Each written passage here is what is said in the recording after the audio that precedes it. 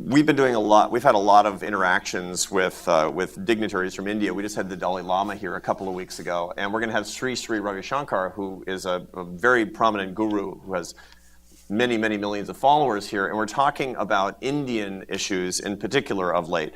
Sadanand Dume is our resident scholar in Indian studies, and he has a question about that country. I can hold this. Thank you very much. I have a broad question about India. When you look at your engagement with the country, what do you think it's done well, and where do you think it needs to do the most work?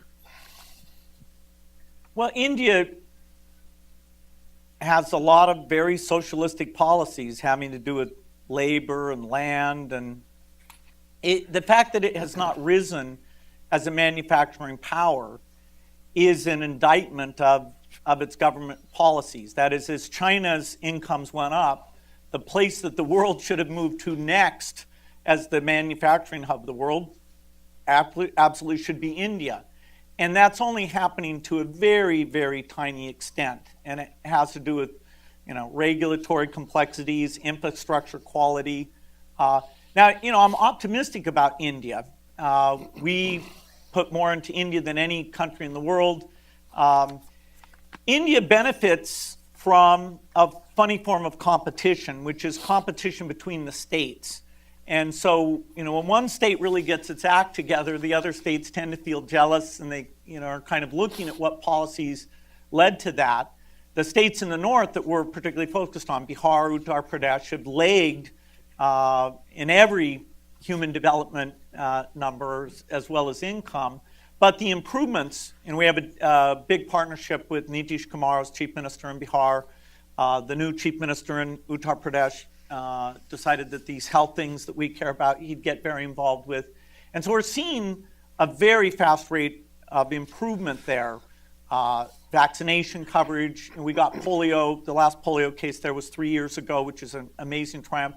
We've taken the polio quality audit group and we've turned it into a primary healthcare audit group that's looking at where do workers not show up, where does supply chain not work, why don't people go.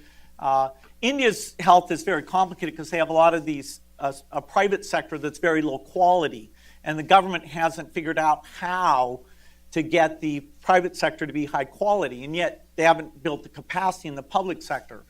But, time is on our side in India.